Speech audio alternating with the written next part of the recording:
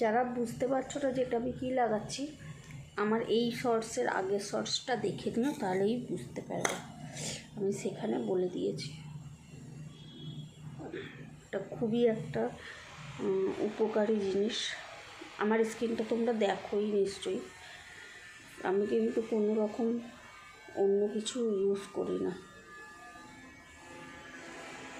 আমি home remedy use করি সব সময়।